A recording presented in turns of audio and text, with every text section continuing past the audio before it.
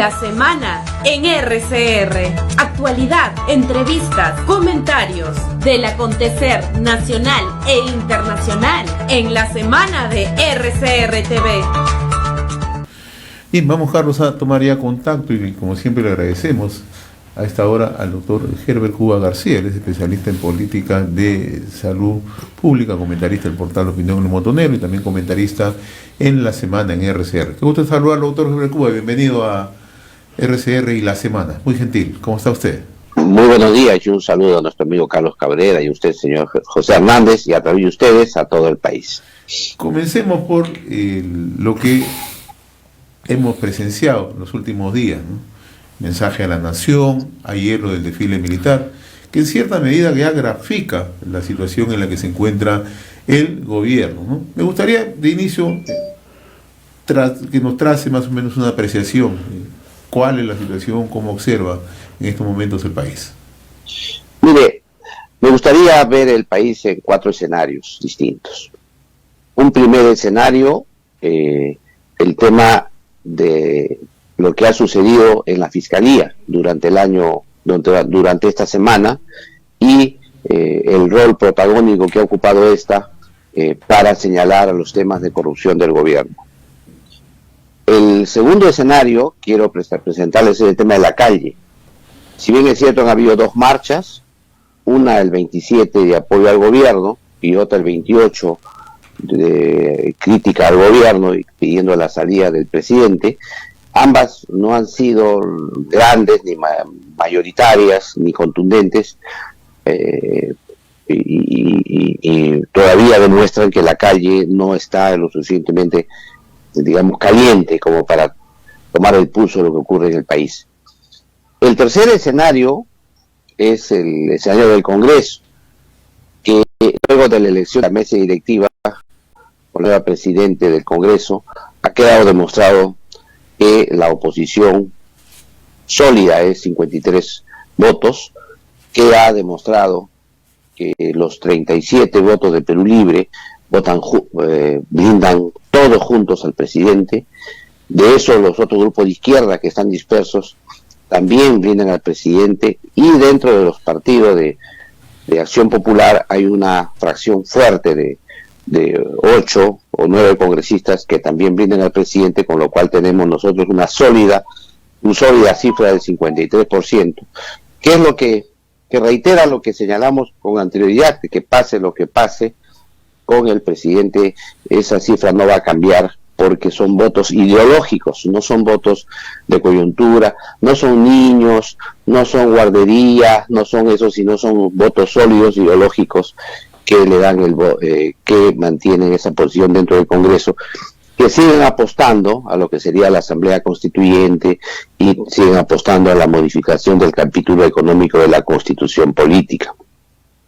Y el otro escenario es el escenario del gobierno, que ha visto el escenario de los 3 anteriores, lo que ha hecho es simplemente salir al frente con un mensaje polarizador para señalar que lo que ha ocurrido es que no reconocen su triunfo electoral, que hay una derecha, hay empresarios que lo persiguen, y también hay una prensa que lo persigue y que no lo dejan gobernar, inclusive de antes de tomar el gobierno, y que además se reconoce como una crítica menor haber hecho malas designaciones, y por lo tanto reconoce de alguna manera, relativiza la labor de la Fiscalía de la Nación, porque dice que señala saluda su trabajo, pero que a él no le atañe porque él no tiene ninguna vinculación con ellos. En consecuencia, por un lado, polariza mucho, con mucha fuerza, y por el otro lado se victimiza al señalar que no lo han dejado gobernar al comienzo, y además salda su responsabilidad y dice que él no tiene nada que ver, que es su entorno inmediato que han abusado de su confianza para esos cargos.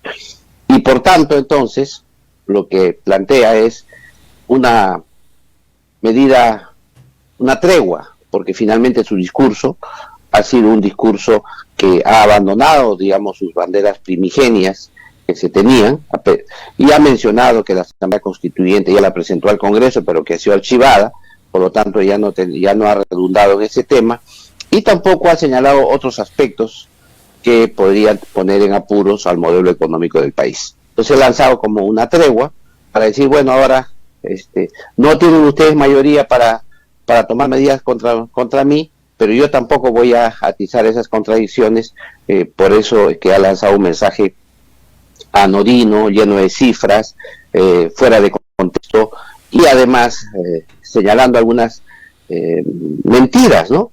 Porque como todos sabemos, el Perú tiene el momento de la pandemia, 2020, 2021, el país estuvo paralizado, sus cifras macroeconómicas cayeron drásticamente, y por lo tanto compararse el 2022, cualquiera de los 2 años, el 21 o el 20, las cifras pues van a ser extraordinariamente buenas. Pero si uno ve la tendencia de 2019, 2018, ahora uno se da cuenta que en realidad, primero que la recuperación económica se ha enlentecido, y segundo, que no solamente se ha enlentecido, parece ser, según las opiniones que han dado los empresarios de este año, que la economía va a retroceder. En consecuencia, eso es lo que tendría que presentarnos el presidente. Sin embargo, él nos ha hecho con algunas comparaciones frente al año 2021 o 2020 y presenta eso como logros, cosa que no es tal, sino al contrario, ¿no? Es un despegue muy lento, y ahora inclusive se percibe ya incluso un retroceso de lo que se había despegado. Entonces, esos problemas se han presentado y en cada uno de los sectores, que lo que ha hecho simplemente es pasar revista, ¿no?, a cada uno de los sectores con unas omisiones increíblemente groseras, como he señalado yo, por ejemplo, no se ha referido a ESALU, que es una institución sumamente importante para la salud de los peruanos. Ha tomado en cuenta además que en menos de un año, ha cambiado 4 presidentes ejecutivos.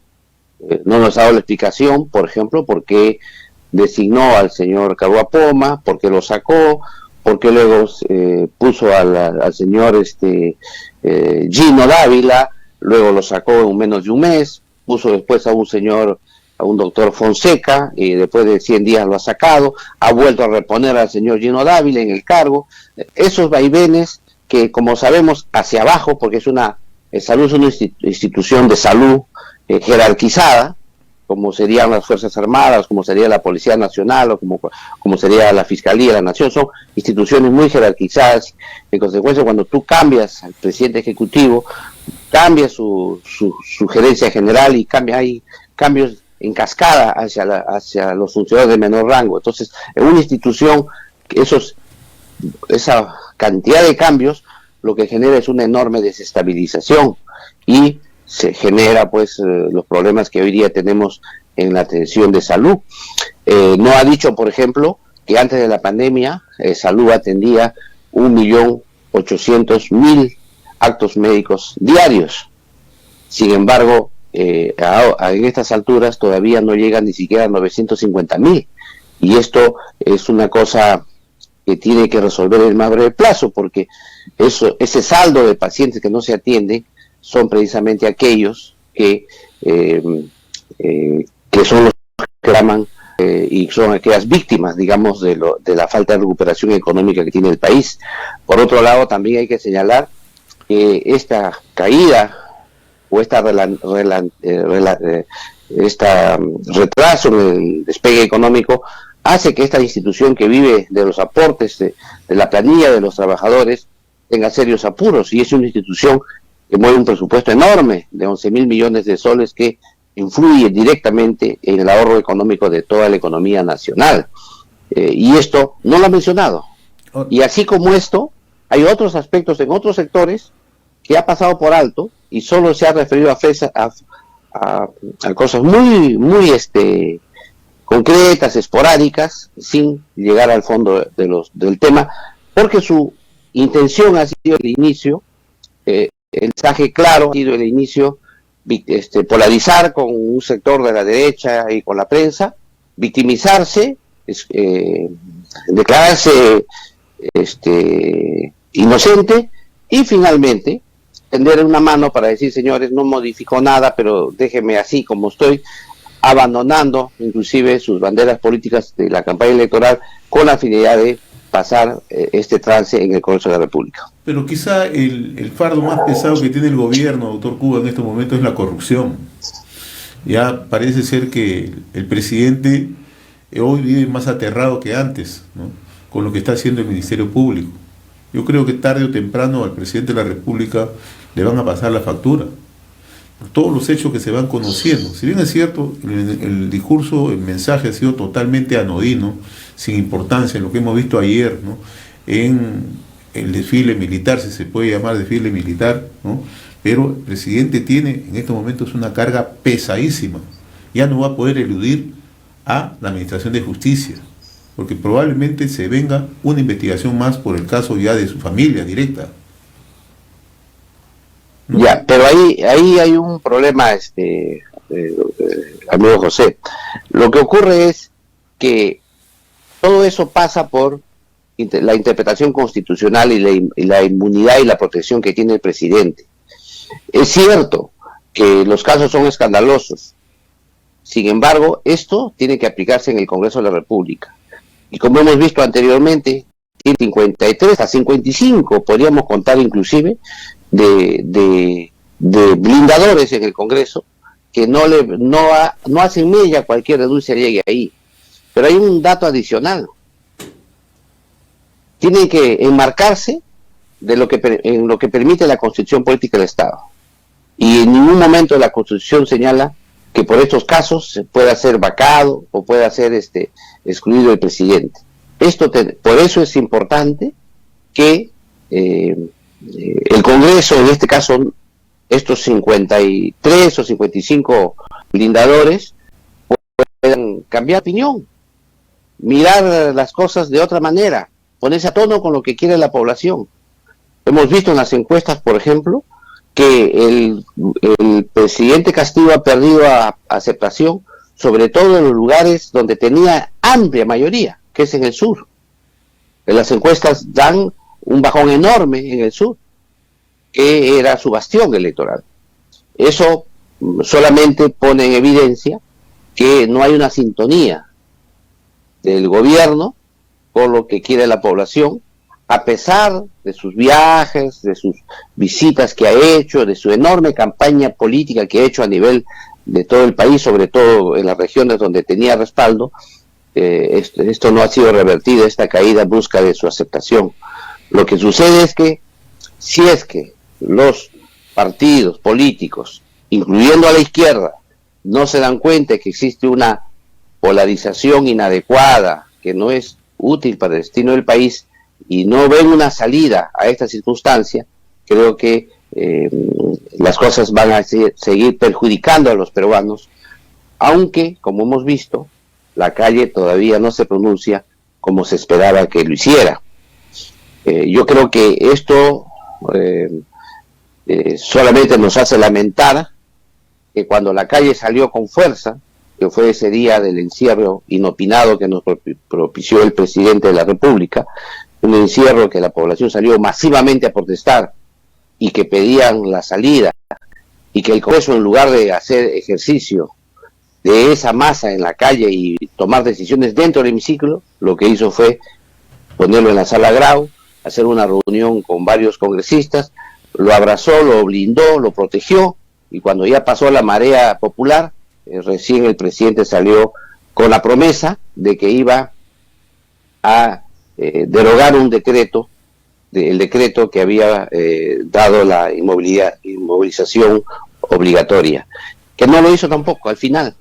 Por eso es que creo que la población se da cuenta que sus respaldos, sus reclamos no tienen sentido, porque no tienen un destinatario, y esto es lo que permite avisorar que si no hay algo que mueva la conciencia de estos blindadores dentro del Congreso, va a ser bien complicado que tenga una salida democrática en nuestro país. Bueno, si bien es cierto, doctor Cuba, es bien difícil pensar que ellos iban a modificar la posición que tienen en este momento, porque muchos de ese grupo que hemos visto ahí, que blinda al presidente, ya han pasado una línea de la legalidad, y cada vez se conoce un poco más de información. Se decía que eran 6, después se dice que son 12, y realmente esa cifra, tal como va, seguirá incrementándose. O sea, ya no es como decían, ya no hay una guardería, parece que es un puericultorio político que tiene ahí el presidente, ¿no? Manejando. Sin embargo, no lo van a hacer por razones políticas, pero también por una cuestión de protección en sí mismo. Saben que en el momento en que pierdan esa posición que tienen en este momento, son pasibles de enfrentar procesos penales y posiblemente ir a prisión. Entonces ahí hay una cuestión pragmática, ¿no? Y el propio presidente parece que está en esa encrucijada. Entonces, pero el hecho mismo de que hay interpretaciones constitucionales que señalan y protegen al presidente, sin embargo el entorno familiar no está protegido. ¿Qué va a pasar, por ejemplo, si desde el Ministerio Público, desde el aspecto judicial, se determina, por ejemplo, procesos acelerados, detenciones a los entornos familiares más cercanos del presidente? ¿Eso no lo debilitaría acaso? ¿Eso no daría ya más, daría una característica mucho más inviable? Entonces, ¿por dónde por dónde estamos viendo el desenlace? Ya no sería el tema estrictamente de carácter político, sino básicamente de carácter judicial, por un debilitamiento del entorno familiar del propio presidente. ¿O no juega esa figura en este escenario?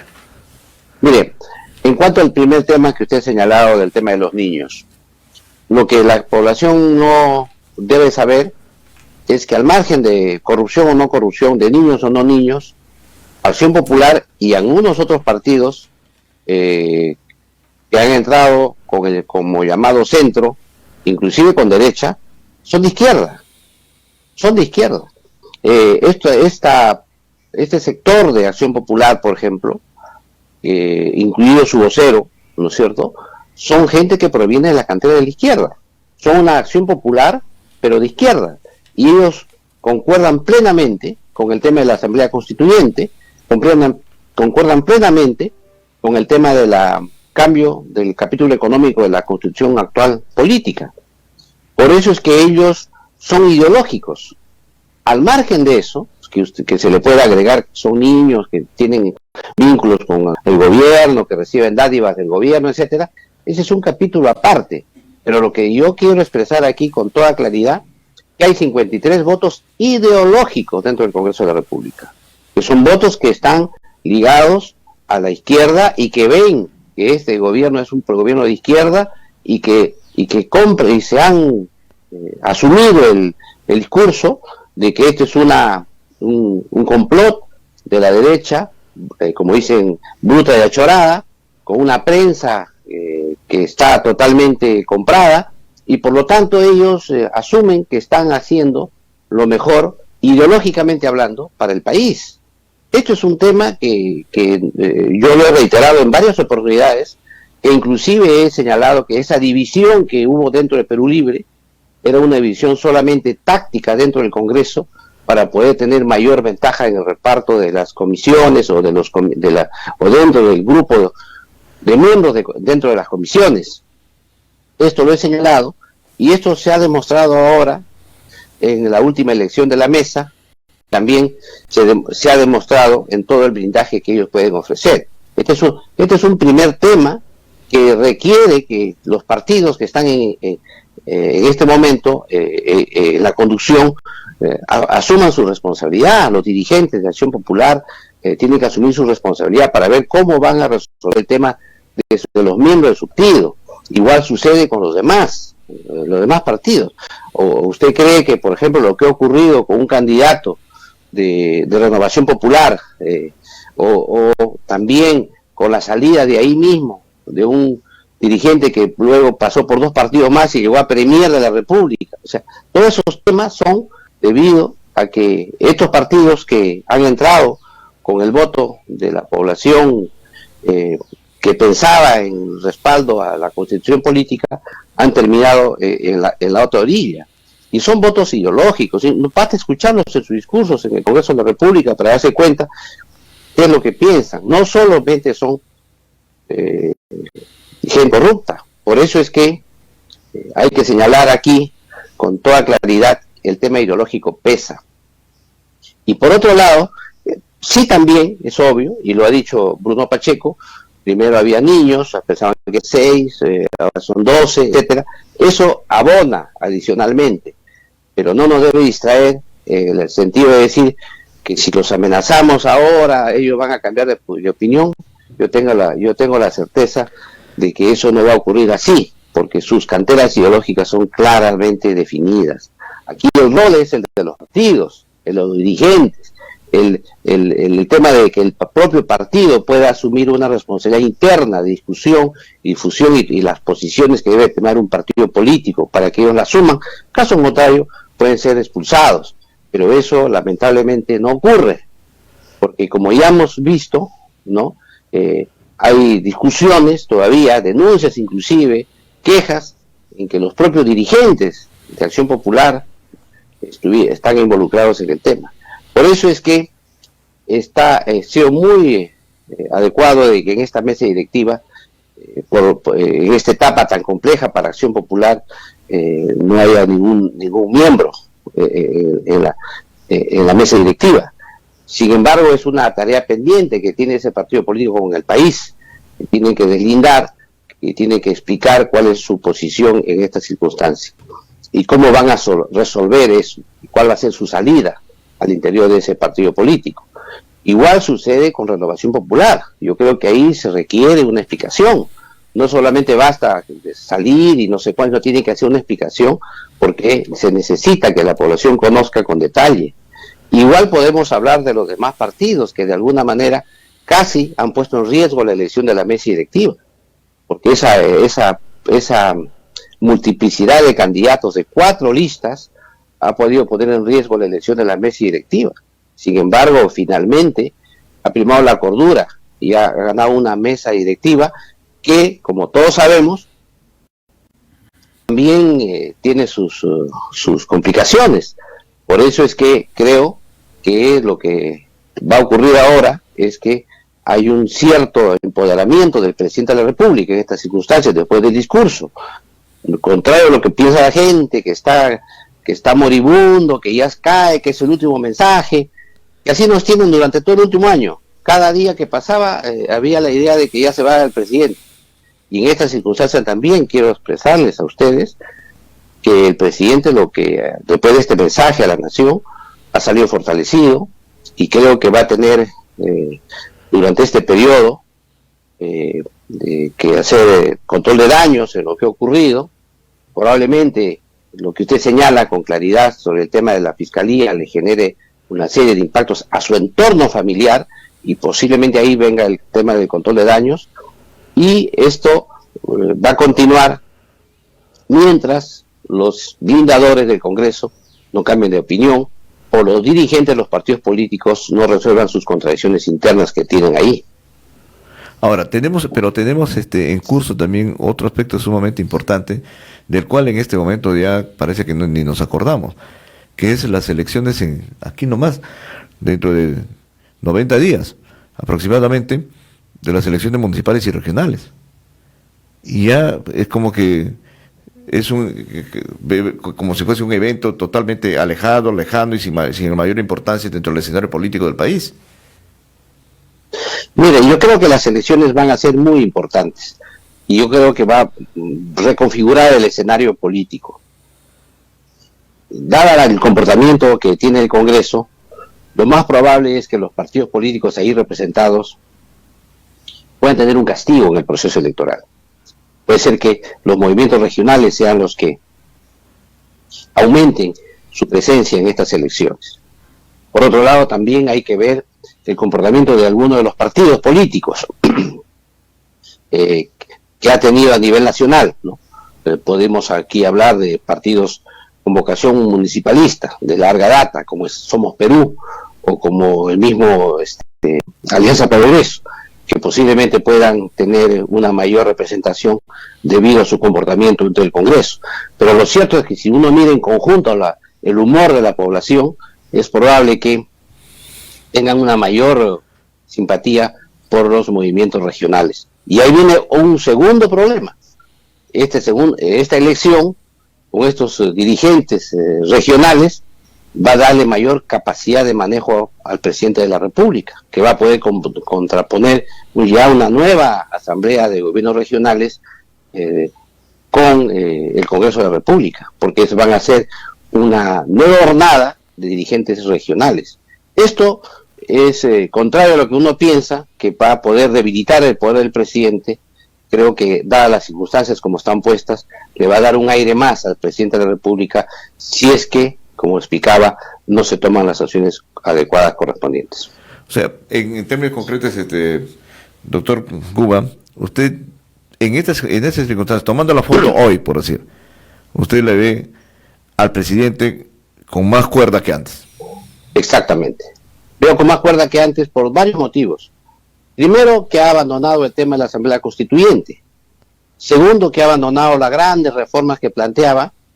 Y tercero, se han encaminado a lo que ya se promulgó, que fue la Política General de Gobierno, que se publicó en el periodo de cuando fue la señora Mirta Vázquez premier, y en consecuencia este plan de gobierno que está consensuado, siguen para adelante, ha mejorado su relación con los sindicatos, ha dado una mejor opción a aumento de promesas, de aumento de bonos para la población, etcétera. Lo que ha hecho es asegurarse una base social importante de no rechazo, digamos, a su política, y a la parte económica del país le ha dicho: no voy a tocar tu economía, voy a seguir en este tema, es decir, vamos a continuar en el marco de la economía que está trazada y diseñada. Lo que ha sucedido es que un sector de la izquierda más radical ya lo está criticando por haber abandonado las banderas, pero bueno, eso va a ser una lucha interna entre ellos que tiene que ver como lo que ellos llaman un retroceso, un recodo en el camino. Es un retroceso previo porque las circunstancias políticas tornan inviable la propuesta primigenia que tenía. Entonces esto creo yo que le va a dar mayor respiro, y es probable que también con el Congreso haya una mayor colaboración en esta primera etapa, por lo menos hasta que pase el periodo electoral de las elecciones regionales, y ahí va a tener, quizá después puede haber, se atice de nuevo el conflicto, pero esta etapa, Congreso Ejecutivo, van a tener una relación calma, tensa, cordial, hasta que pase ese proceso electoral, porque esa es la conveniencia de todos los partidos políticos que están representados en el Congreso de la República. O sea, a nadie le conviene agudizar esta situación, llevar a una situación totalmente crítica, concluyente. Además no tienen cómo políticamente en el Congreso. Uno de ustedes lo está diciendo con claridad. Pero por otro lado, entonces también hay un pacto, digamos, tácito, de no agresión mientras esto no enajenarse, ¿no? En una circunstancia una circunstancia distinta, el voto que aspiran los partidos políticos para tener para fortalecerse a sí mismos, porque están en una necesidad tremenda, ¿no? Dada aunque han sido totalmente desgastados en este proceso. Porque no solamente se ha desgastado el presidente, no solamente se ha desgastado el gobierno, se ha desgastado también las fuerzas políticas, y los vemos, ¿no? Sin capacidad de convocatoria, movilizaciones, sin capacidad de convocatoria a cuadros también, diríamos, de relevancia en las regiones, y ahí están las pugnas internas también de ellos, que no lo han podido resolver como hubiesen querido, para fortalecer y de ahí decir: esta es mi plataforma de aquí para lanzarme próximamente, entonces, en busca del poder, ¿no? Claro, lo que ha hecho el presidente estos días recientes es dar pautas exactas de organización de los trabajadores, de los sindicatos, da pautas para la organización de las rondas campesinas, los ha incluido como si fueran poblaciones nativas originarias, da rondas de organización de la población más politizada dentro del país a nivel nacional. Ese es un primer aspecto. Segundo, ha dado muestras de querer resolver los temas gremiales y laborales, al menos en el discurso, a pesar de que no ha puesto presupuesto, pero al menos lo ha dicho verbalmente en el discurso del 28 de julio. Por eso es que lo que ha asegurado por ese lado es una base social que impida desde abajo el tema de una marcha general contra él para la vacancia o para su salida del poder. Y por el otro lado, a la derecha le ha hecho un guiño importante y le ha dicho, ¿sabes qué, señores? No voy a tocar el modelo económico, ya mandé la Asamblea Constituyente, ya la archivaron, ya no voy a abonar en el tema. Lo que yo quiero ahora es que haya reactivación, quiero salir adelante, quiero mejorar la economía, quiero más inversiones, etcétera, etcétera. Que ha sido, como se dice, música para los oídos de los empresarios que han escuchado que no va a interferir en ese tema, aunque hay la controversia por el decreto supremo 014 del tema de los sindicatos, que eso puede tener alguna repercusión y discusión en el futuro. Porque no nos olvidemos que ahí ha habido un resquebrajamiento de la relación gobierno-empresa. Sin embargo, esto es un tema que se puede tratar y discutir si es que se respetan las reglas macroeconómicas que establece la Constitución Política del Estado, que es lo que él ha señalado en su discurso. Cifras más, cifras menos, mentiras, logros que no ha cumplido.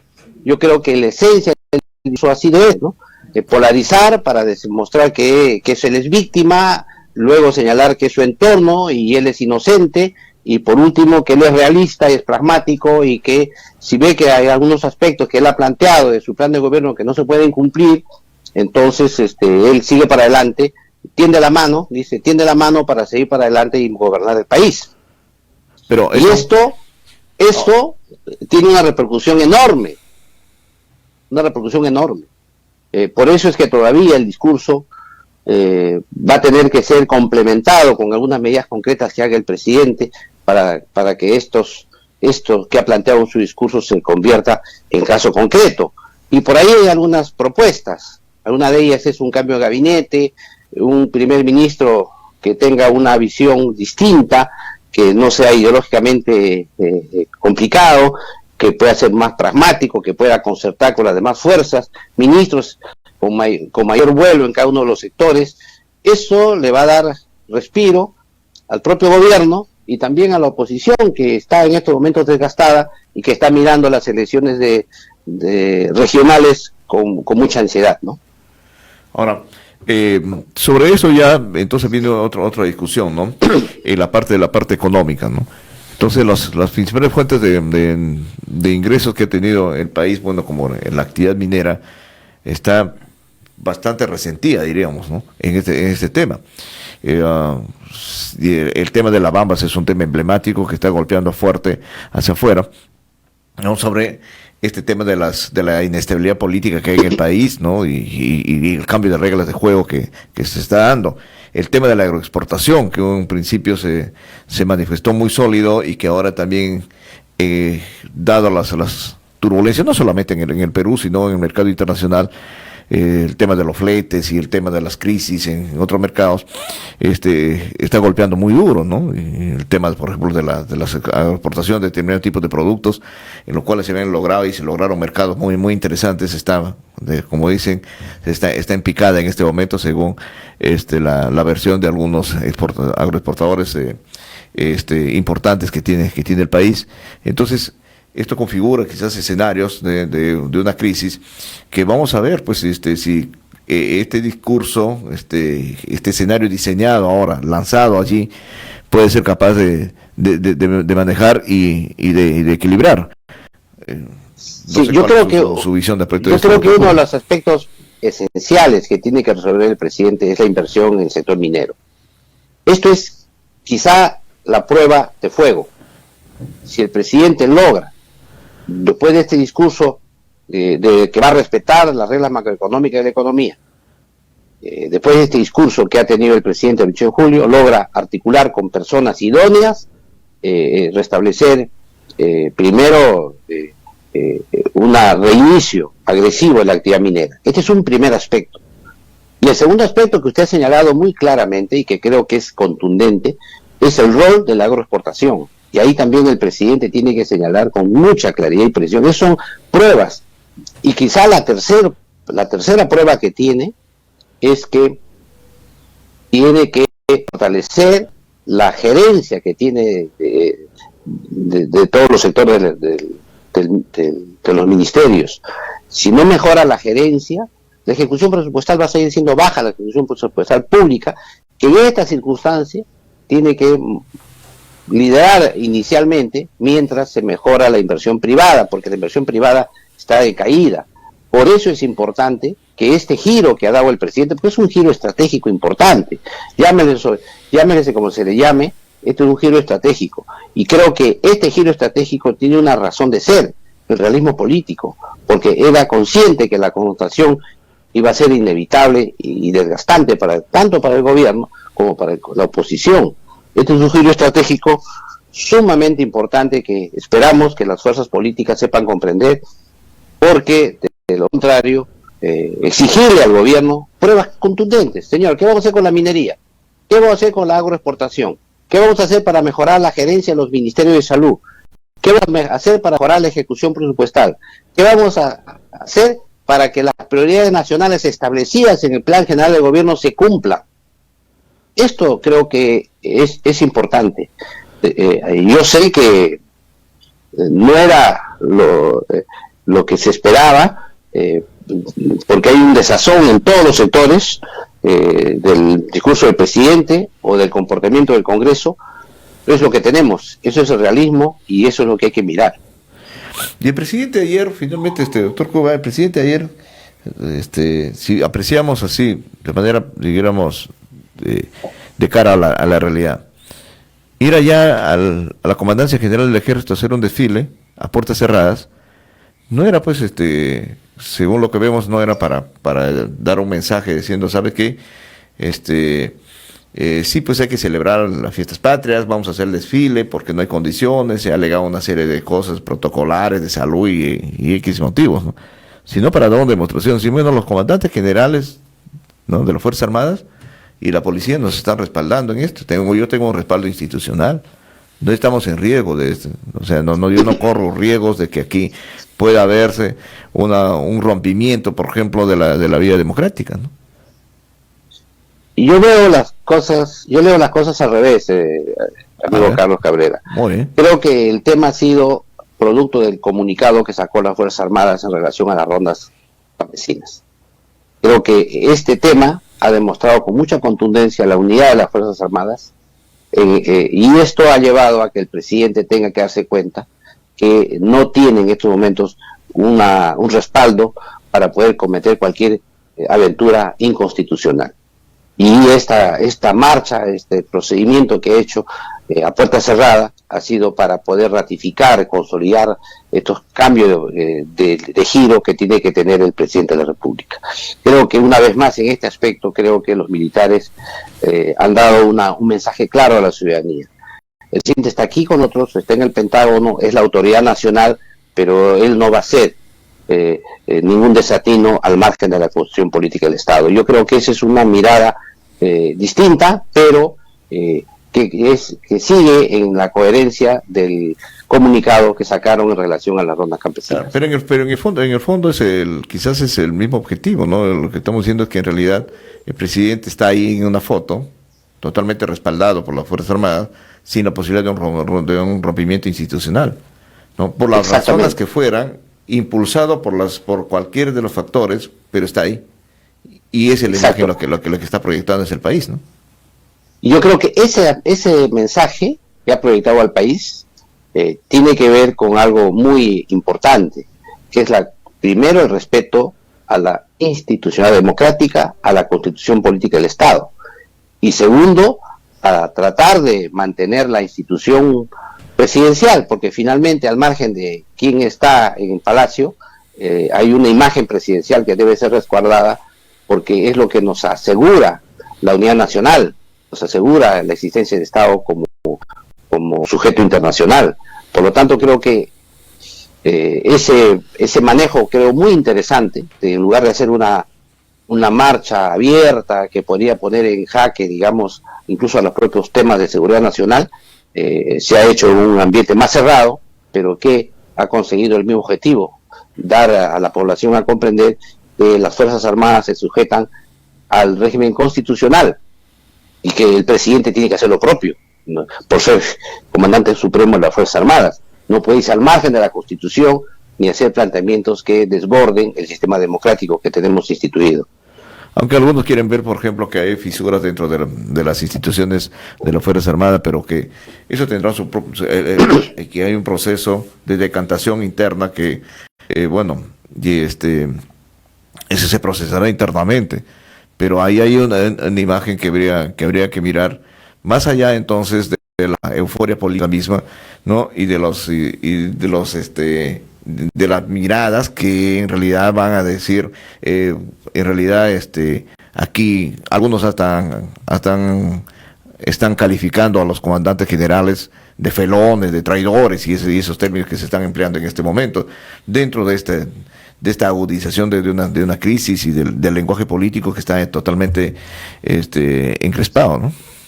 Ha habido una queja en relación a los Chavín de Huántar, y es una queja y también a los del GEIN, es una queja que ha llevado a que inclusive se haya realizado una marcha paralela, digamos, en las afueras del Pentagonito. Esto es una anécdota dentro de la polarización existente. ¿Por qué digo una anécdota? No en el sentido peyorativo, por si acaso, en el sentido de fondo. Es parte de las cosas que se escapan cuando uno tranza, parte de las cosas que cuando hay negociaciones uno pone las fichas que cree, y a veces algunas fichas que son esenciales se quedan fuera sin haberse dado cuenta. Yo creo que ese es el tema que ha ocurrido con los Chavín de Huántar y con el personal del GEIN, que curiosamente coinciden con el perfil ideológico del presidente, porque hay que señalarlo con toda claridad. Entonces esa salida, que la presentamos quizá inadecuadamente como anécdota, genera un tema político de ribetes mayores, porque es la demostración clara de la antipatía que le tienen a estas dos organizaciones del Estado. Por eso es que ha habido esta reacción inmediata de parte de la población ante esta omisión, pero que creo probablemente en los días que vienen va a haber un resarcimiento a este tema, porque lo que menos quiere en estos momentos el presidente y tampoco el Congreso de la República es que por un tema de esta naturaleza pueda quitarse este equilibrio que han conseguido con tanto sacrificio, porque finalmente lo que se quiere es que la economía, el sistema económico funcione, se respeten las reglas macroeconómicas y que se mejore la gestión del Estado.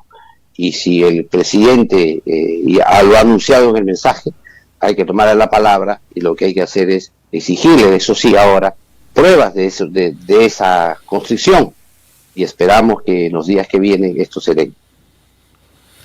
¿Y cómo miró en términos ya del tema, el discurso en términos de salud, doctor Cuba, que forma parte de su último artículo? Mire, en el tema de salud, siguiendo la misma lógica del discurso general, no ha propuesto absolutamente ningún norte para el sector. Es decir, ha mantenido las cosas como están, y solamente se ha referido a la lucha contra la pandemia, y de esto solamente en el tema de la vacunación. Y aquí quiero hacer una salvedad, que si bien es cierto la vacunación es muy importante, pero no eso es lo único que va a resolver el tema de la pandemia, y de las otras que aparecen como la viruela del mono y las otras endemias que tenemos en el Perú de modo recurrente. Esto no ha mencionado en absoluto.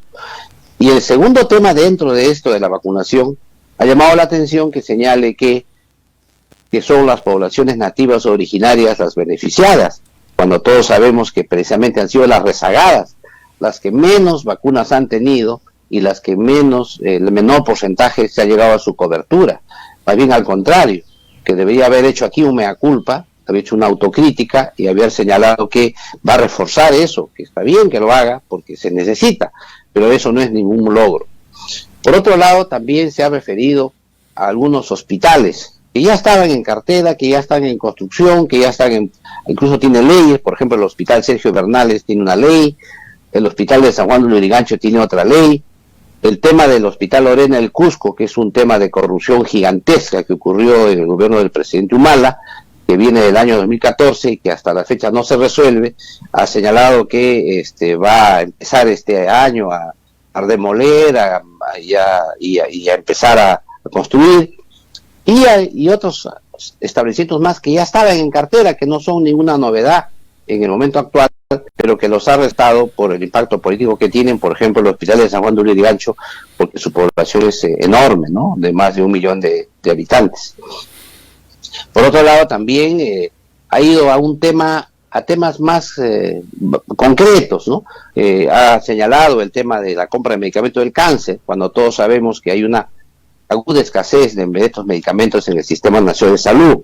Luego ha señalado también el tamizajes para detectar cáncer, etcétera. Se ha referido ahí, le ha dado por lo menos una mirada al tema, que también suena como autocrítica, porque esos son los sistemas que más se han perjudicado durante el presente año. Por otro lado, se ha referido también al tema laboral, que creo que es el tema que esperaba mucha gente, ¿no? Aquí hay primero lo que no ha dicho. No ha dicho, por ejemplo, el tema de la escala salarial, es decir, cómo va a ser para cumplir con el tercer y cuarto tramo de la escala salarial que tienen los profesionales de la salud y trabajadores de salud. ¿Cómo va a ser? Esto más o menos significa 1.300 millones de soles anuales, y hay un retraso de 2 tramos, por lo tanto estamos hablando de 2.600 millones de soles, más o menos, que debería tener ya presupuestado para cumplir ese compromiso. No lo ha señalado, y evidentemente esto va a necesitar, va a haber ahí conflicto con los gremios sobre este tema. El segundo aspecto que ha señalado ha sido que va a iniciar un proceso de nombramiento. Sin embargo, este proceso debería tener una ley, es decir, debería adjuntar a su dicho un proyecto de ley, porque como todos sabemos, una ley de nombramiento requiere iniciativa de gasto y el Congreso de la República no lo puede hacer.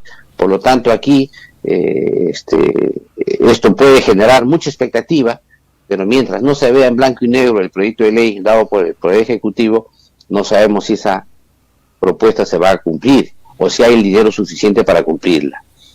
El otro aspecto que ha señalado es el paso de los trabajadores CAS COVID a CAS regular. Hay que explicarle a la población que los trabajadores que son CAS regular se encuentran en la planilla del Estado, están registrados en el sistema del Estado y por lo tanto están en el marco del grupo de remuneraciones. Eso están bajo el marco del decreto legislativo 1077 o 1057, como dice la gente.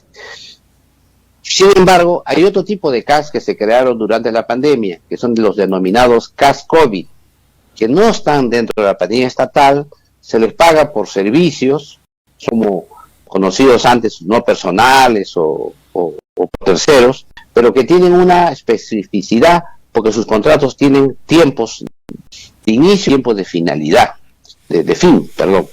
Entonces, en este caso, estos plazos se cumplen ya, ahora en 1 de agosto ya deberían ellos estar despedidos.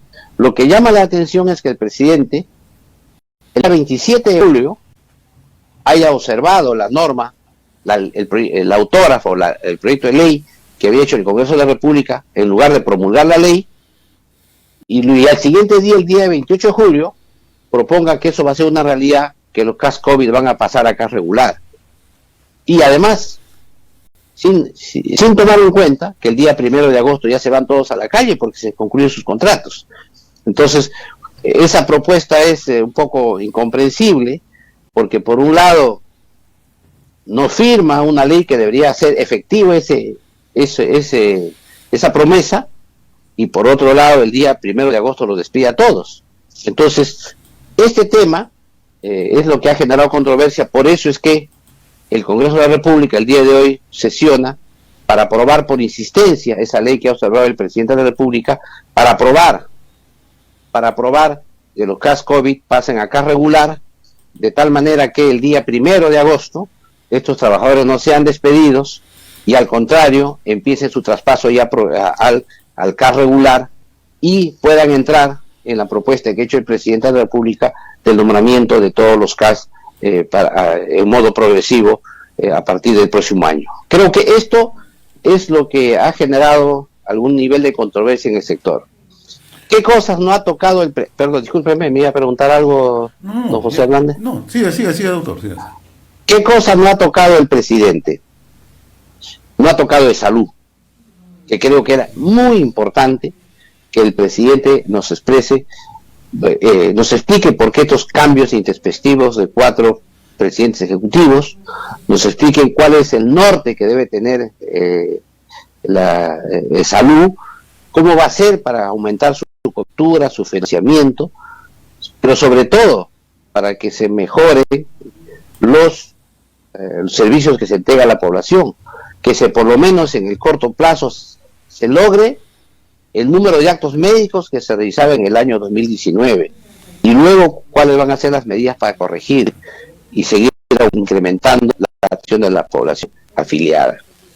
No hay nada, tampoco nos ha dicho nada sobre la sanidad de la Policía Nacional, que como todos sabemos trae una grave crisis. Hay una enorme queja, sobre todo de la familia de los policías, que se quejan y exigen atenciones y no se nos ha dicho absolutamente nada. Tampoco de las sanidades, las 3 sanidades militares y policial, son las 3 sanidades militares, las 3, que también requieren ahí un reforzamiento. Y algo que tampoco se habla mucho, la salud de los reclutas, de esta gente que hace el servicio militar voluntario ahora, que debería tener un adecuado servicio de salud y solamente se les da el seguro integral y no un sistema adecuado e integral de atención médica a todos ellos, que cubra todas sus expectativas de vida. Por otro lado, tampoco se ha referido al tema de los medicamentos. Hay una escasez enorme de medicamentos en el país, todos se quejan en las farmacias, en los establecimientos, tampoco ha señalado ahí ningún norte.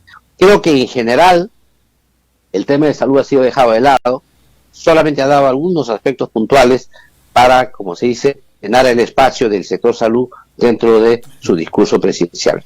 Muy bien, doctor Gebre Cuba, como siempre muy reconocido por esta comunicación cada sábado a través de la semana en RCR. Ha sido un gusto tenerlo, muy amable. Muy amable y un saludo una vez más a todo el país. Gracias. Hemos presentado La Semana en RCR TV a través del canal 796 de Cable Más.